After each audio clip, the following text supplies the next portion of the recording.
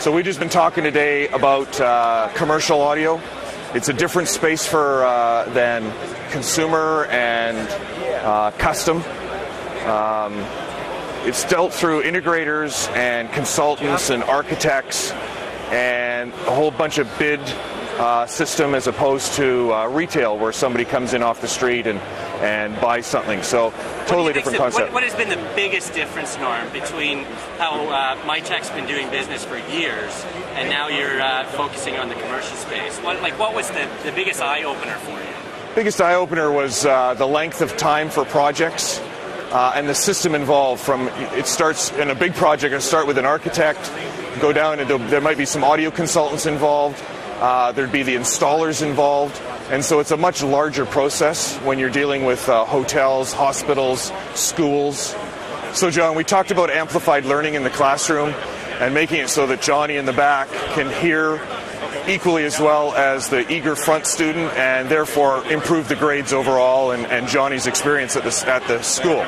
This is an amplified learning system with microphones for the teacher, microphone for the student, charging systems, and amplification to get that signal into the speakers in the ceiling. Okay, so what you're holding right now is a microphone. Correct. A lanyard. Correct. Yeah. So a couple of things on the security aspect. Number one is we have a panic button for the teacher.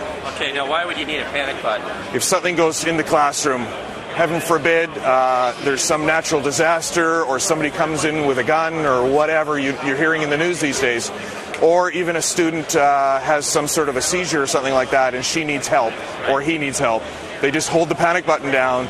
That'll activate a contact in our amplifier, which will then do whatever they want to do with that contact closure. It's an infrared system so that we don't have a lot of interference on RF. Right. You may have RF work today, but it may not work tomorrow when somebody moves in with some sort of router, whatever, right? Cell phone. So these go in the ceiling to receive, and the signal is transmitted out of the bottom and the top of the microphone, so even if you hold it, it doesn't get in the way.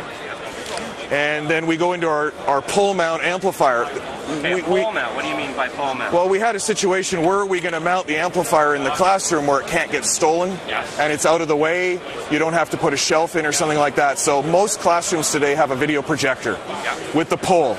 So this just goes right above the projector. The pole goes right through the middle, clamps on, and now it's not going to get stolen. It's the security. So on this system as well, now that we've got speakers distributed throughout the classroom, why not also put the audio for the DVD player? If it's a music room, we'll have audio even from an iPod, for example, that the teacher wants to demo. So we have multiple ways of getting that audio into the amplifier, and we even have an auxiliary input in the microphone where they can temporarily throw in an iPod, or if the teacher preferred a headset microphone, they can put this on their pocket and put the headset mic in there. And has there been any statistics? Have grades improved, for example? Yeah, there's a lot of studies in the U.S., and we're currently looking for them in Canada.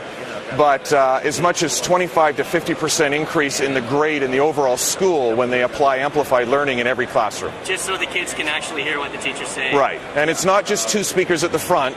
This isn't a home theater. This is distributing the speakers in the ceiling so that from front to back it's equal sound. It's very simple to use. It's simple to install for any of our integrators, and it's really simple for the teacher to use. And even the student microphone that it comes with, if we put it on channel B, it'll disable all the buttons so that Johnny in the back cannot affect the volume or the input. Oh, isn't that something? So Norm, what would be a typical timeline from you bidding on a project to winning the project and then implementing the project? Okay, so first of all, we don't bid on the projects. Our dealers, our integrators, consultants bid on it. Supply them with the products once they've... Right. And we start out with the specifications of that product and assist them in selecting the right product for the job.